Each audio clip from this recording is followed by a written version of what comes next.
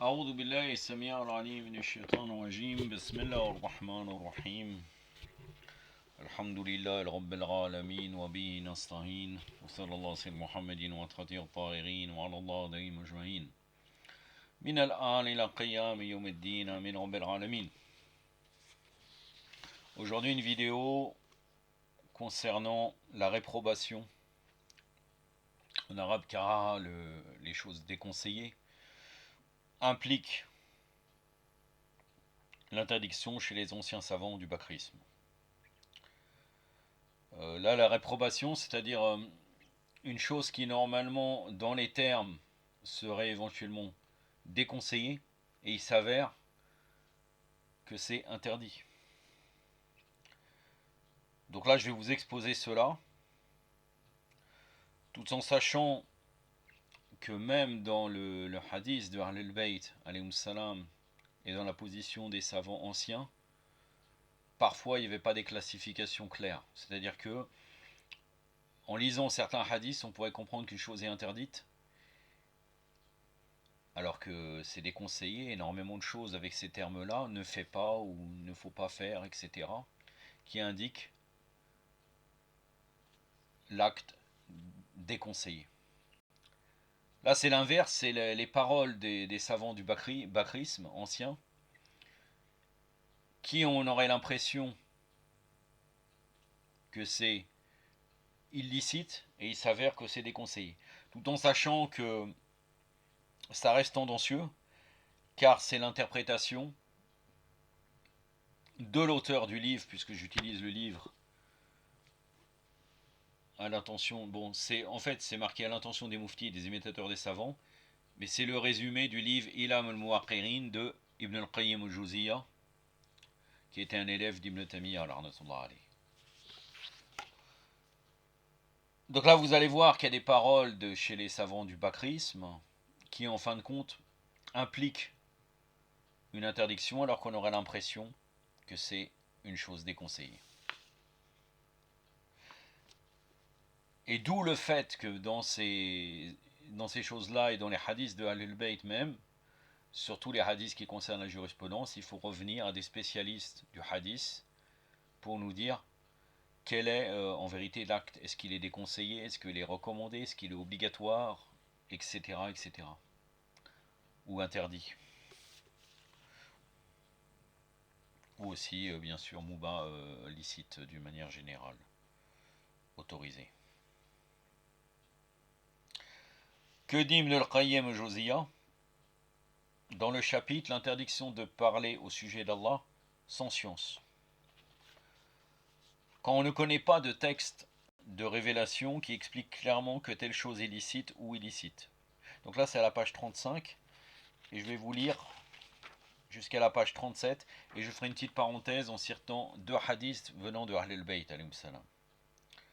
Quand on ne connaît pas de texte de révélation qui explique clairement que telle chose est licite ou illicite, il ne convient pas de dire à son sujet qu'Allah l'a rendu licite ou illicite par imitation d'un savant ou par une interprétation personnelle.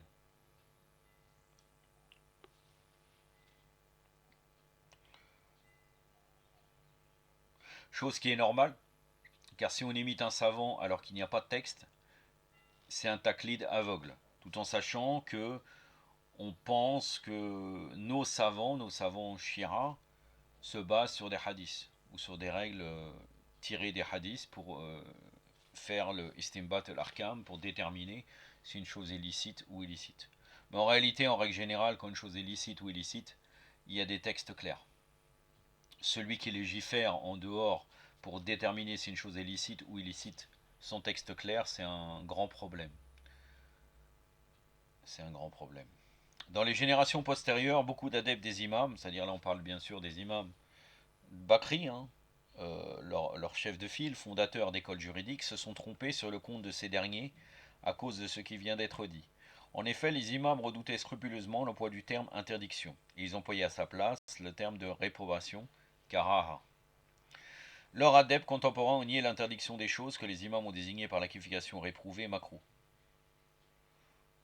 C'est-à-dire le fait qu'ils ont utilisé le terme karaha ou makruh, ils ont dit comme quoi les savants contemporains ont dit, donc ça, les savants de l'époque d'Ibn al-Qayyim, donc c'est postérieur après ces anciens savants de plusieurs siècles.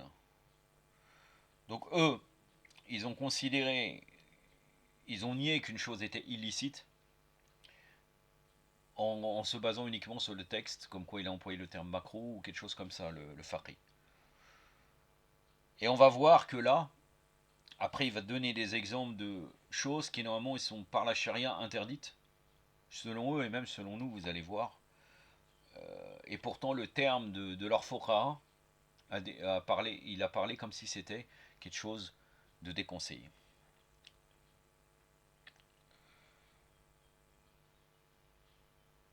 Leurs adeptes contemporains ont nié l'interdiction des choses que les imams ont désignées par la qualification réprouvée, makruh, puis ils ont pris ce terme à la légère, à tel point que certains d'entre eux l'ont compris dans le sens d'une réprobation qualifiant l'acte en question d'abhorré par la saine nature, tanzi seulement.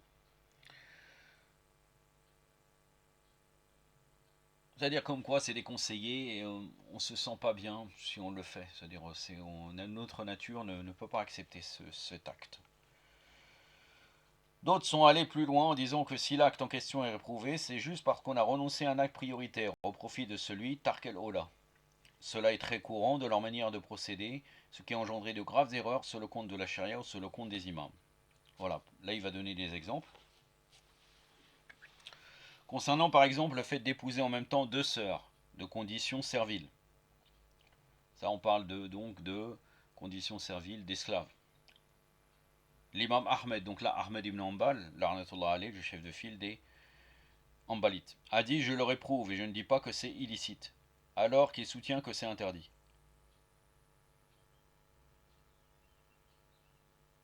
Regardez, c'est vraiment étonnant. Donc là, vous allez voir la suite. Il le réprouve et il dit que et je ne dis pas que c'est illicite. Mais malgré ça, il dit que c'est interdit. Si on ne voit pas un problème de contradiction, pour quelle raison? Seulement il a évité d'envoyer le terme interdiction parce que Haussmann soutenait le contraire. Donc Haussmann, il autorisait deux sœurs esclaves d'être épousées par quelqu'un.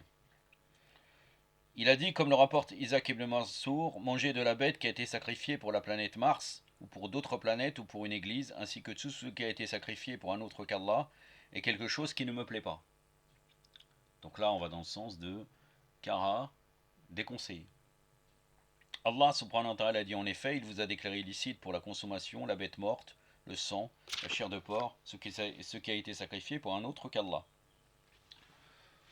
Surat al-Maïda, la sourate de la table servie, le verset numéro 3. Là, vous voyez très bien que même là, dans le verset, de toute façon, c'est interdit.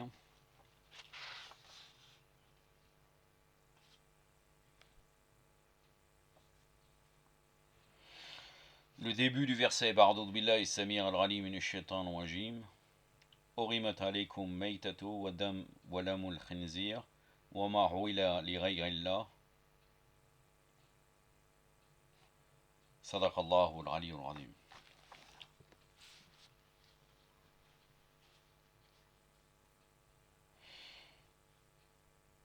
Donc là, Ibn Hanbal nous dit quoi? Il dit c'est quelque chose qui ne le plaît pas, alors que c'est une interdiction. Bédit, comment il a dit, est quelque chose qui ne me plaît pas. À propos de ce qu'Allah a explicitement interdit, il va lui-même citer comme argument l'interdiction d'Allah de ce genre de sacrifice dans son livre. Là aussi, on voit une contradiction.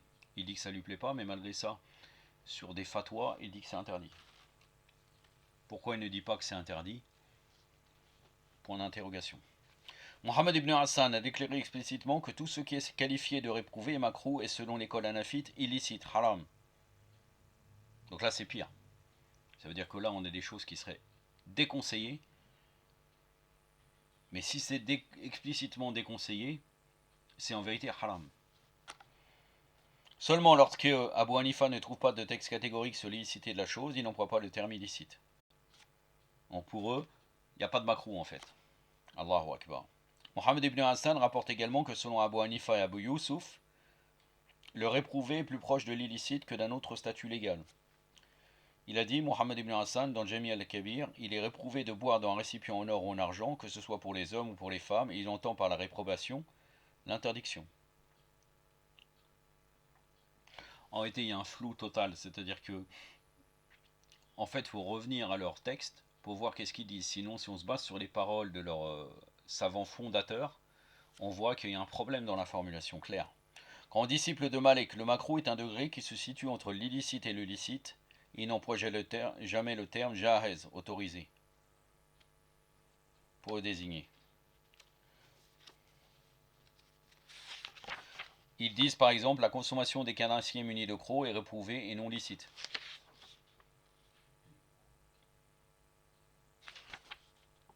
Mais ils l'autorisent, c'est-à-dire la consommation des carnassiers, c'est connu que dans l'école malikite, bakrite, c'est autorisé, c'est déconseillé. Et là, en réalité, cette formulation entre le licite et l'illicite, c'est beaucoup plus proche. Parce que le makruh est quelque chose qui est déconseillé, mais si on le fait, on n'est pas châtié pour cela.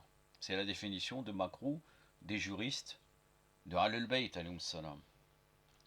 Mais bien sûr, on dit que le fait de répéter le makruh est suivant certains degrés aussi du makruh, parce qu'il y a des makruhs petits qui vont pas t'emmener vers l'illicite, mais sinon le fait de répéter certains makruhs et des makruhs shadid, des makruhs très très durs, qui sont vraiment très déconseillés, proches du haram, nous entraînent vers l'illicite.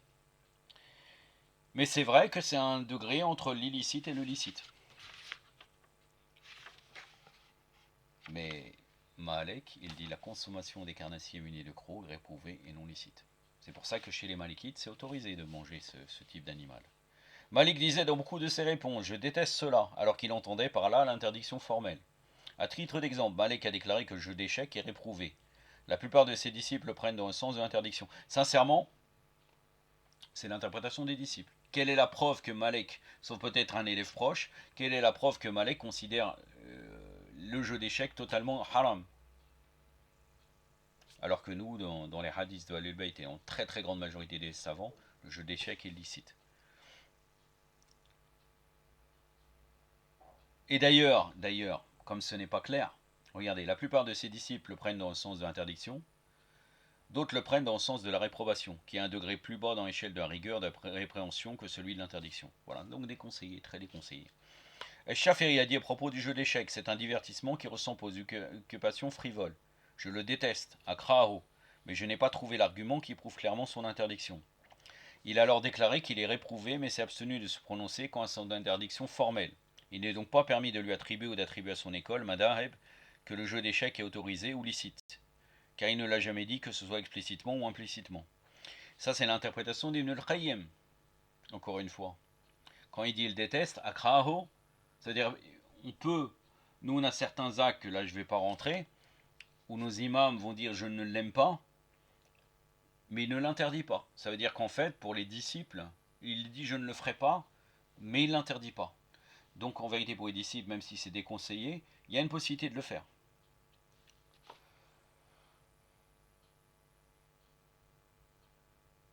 Mais malgré ça, ils arrivent à dire quand même, et ça c'est une contradiction, parce que le makruh n'implique pas que ça soit pas permis.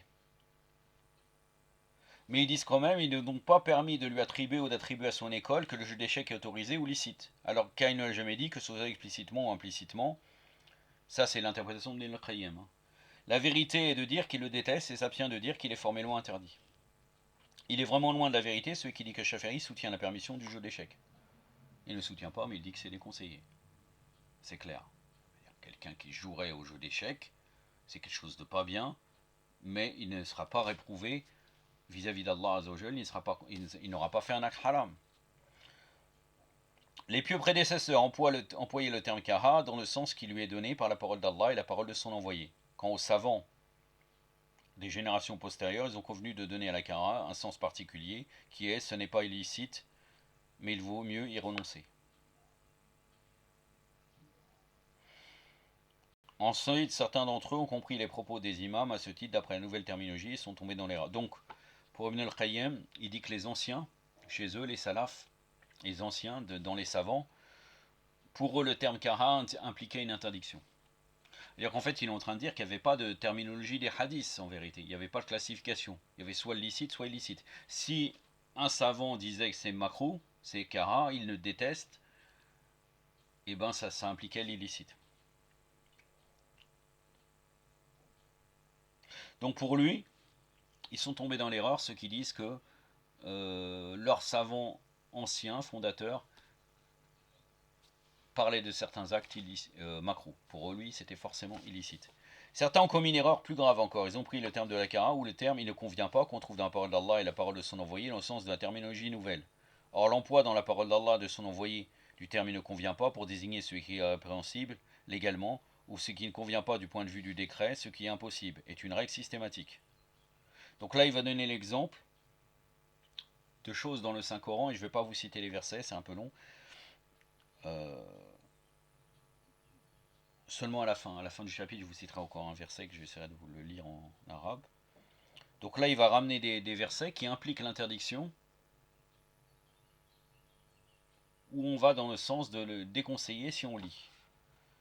Donc là, Allah subhanahu wa ta'ala nous dit dans Surat Maryam, Surat 19, verset 92, il ne convient nullement au tout miséricordieux d'avoir un enfant. Donc là, c'est nié, bien entendu, il ne peut pas avoir d'enfant. Il ne peut pas, et c'est impossible, c'est une impossibilité claire.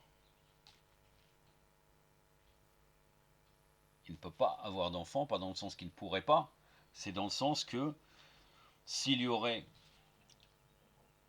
un enfant, ça voudrait dire que Allah il y a une division, etc. etc. Bon, ça c'est un autre sujet. Nous ne lui avons pas enseigné la poésie, cela ne lui saurait lui convenir. Donc là, saurait lui convenir, donc ça c'est Surat Yassine, Surat 36, verset 69. C'est pour dire que il y a comme ça lui convient pas, c'est illicite. Même s'il emploie le terme convenir. Ce ne sont pas les démons qui ont transmis cette révélation, cela en convient nullement, ils en seraient bien capables. C'est-à-dire c'est impossible pour les démons de le faire, et ce ne leur convient, c'est-à-dire que là ça va dans le sens qu'il y a une impossibilité claire en réalité. Surat al-Shu'ara, Surat 26, verset 210 à 211.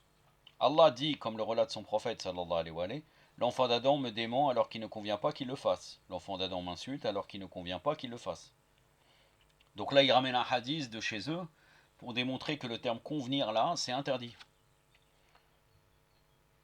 Il ne peut pas démentir Allah, le fils d'Adam, ni l'insulter. C'est dans le Bukhari, le hadith numéro 3022. Le prophète sallallahu alayhi wa sallam aurait dit, ou l'aurait pas dit, ça c'est sûr, hein. Ou bien peut-être qu'il aurait dit, si c'est confirmé par Al-Bayt, Allah ne dort pas, il ne convient pas nullement de dormir.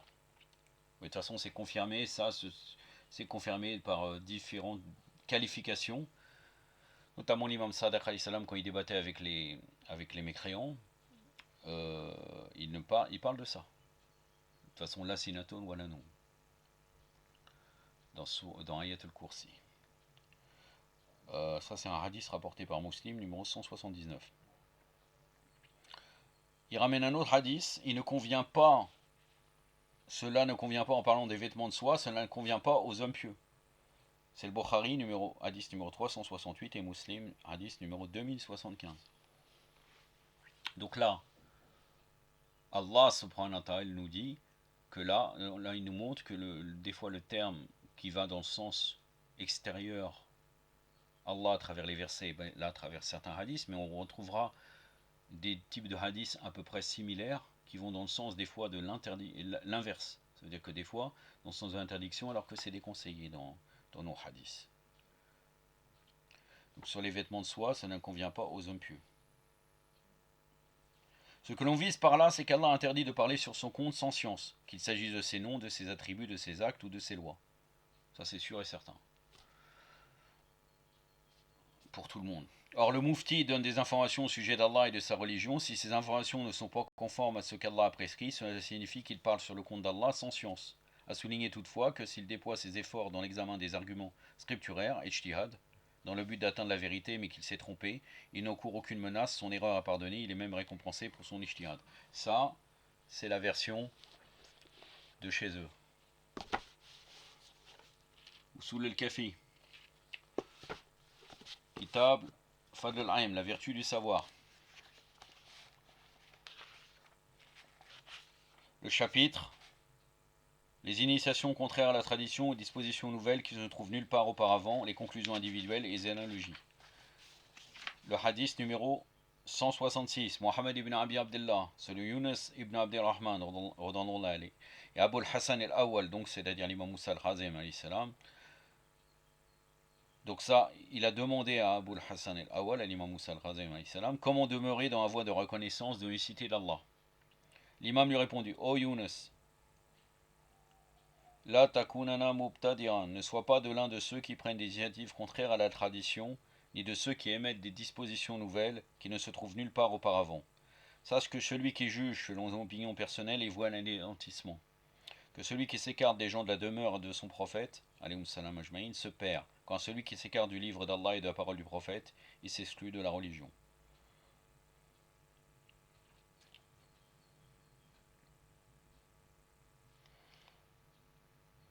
Il juge selon son opinion personnelle. Ça va en contradiction avec ce qu'ils disent, puisque là, quelqu'un il va faire usage de son ijtihad, et ça serait accepté. Et l'ijtihad, selon les mukhalifines, ils ont tout un tas de dispositions qui démontrent que c'est l'opinion personnelle.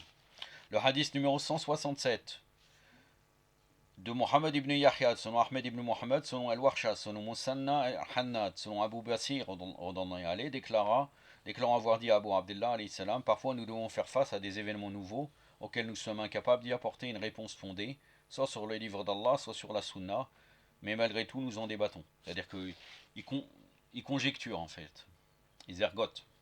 Là l'imam lui répondit non, car au cas où tu donnerais la réponse juste, ça ne serait pas compté. Vous voyez? Alors que pour eux, celui qui fait un ijtihad et un effort avec une bonne intention, il est pardonné. Sa réponse juste, ça ne serait pas compté. Et au cas où la réponse serait fausse, tu aurais faussé la vérité d'Allah Azzawajal. Allah, glorieux et majestueux.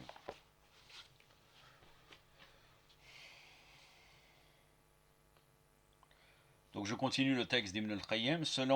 Seulement il ne lui est pas permis de dire à propos du résultat de son ijtihad, Allah a interdit ceci, ou Allah a rendu obligatoire ceci, ou Allah a rendu licite ceci.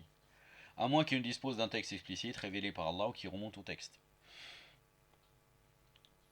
El Rabbi ibn al-Khaysam a dit que l'un de vous ne dise pas au sujet d'une affaire, Allah a prohibé ceci, ou Allah a mis en garde contre ceci. Il risque d'entendre Allah lui dire, tu as menti. Je ne l'ai pas prohibé, je n'ai pas mis en garde contre ceci.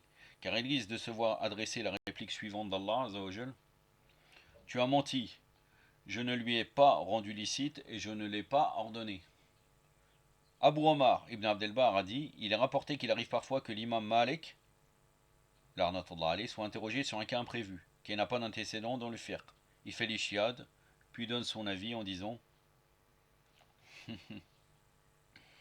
Surat al-Jatiha, donc là il cite le verset dans Surat 45, verset 32, nous en tenons à la conjecture et nous n'avons aucune certitude.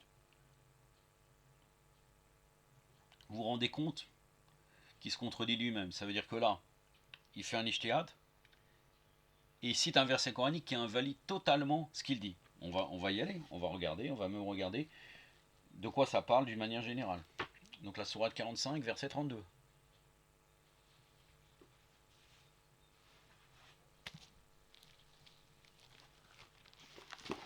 Donc sourate El-Jathiya, c'est la sourate de l'agenouiller.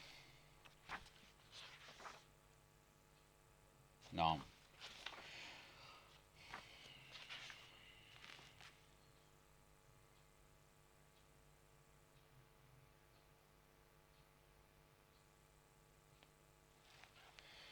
Je pense que j'ai fait une petite erreur.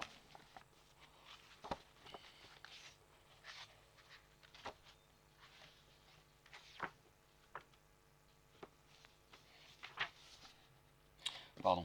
Verset 32.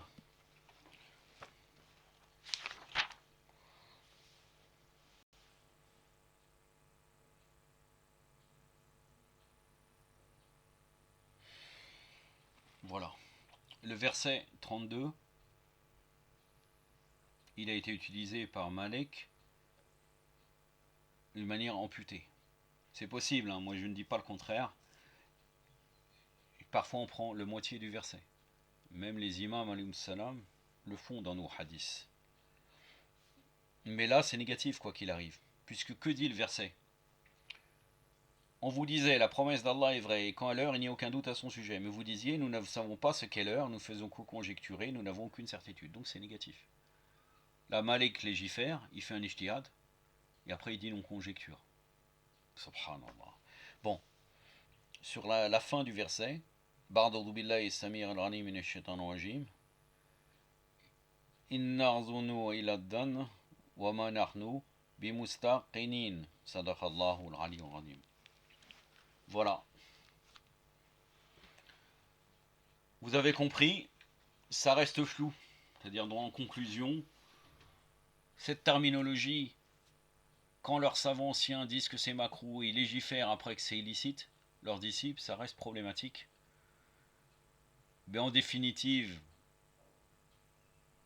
Ibn al-Qayyim, dans son chapitre, il a réussi son objectif. Dans le sens qui veut dire comme quoi, on ne peut pas conjecturer par les sciences. On pourrait dire la même chose, encore une fois, pour nous, à travers les hadiths de Ahlul Bayt, alayhum salam, certains hadiths juridiques qui vont dans le sens de l'interdiction, alors qu'en réalité, si on a la compréhension et qu'on fait le dirayat al-hadith, puisque nos imams ont dit, ils louent ceux qui font non pas ceux qui font la mémorisation, mais ceux qui font dirayat al-hadith, essayent de comprendre le hadith. Là, on rôle, ça veut dire de comprendre vraiment la parole, exactement comment elle est faite, comment elle a été donnée. Regrouper certains hadiths et informations pour déduire un jugement. Donc pour cela, il faut aller vers les savants, spécialistes, pour pouvoir tirer certaines conclusions. أكتفي بهذا القدر وصلى الله على محمد وعلى آله الطاهرين والسلام عليكم ورحمة الله.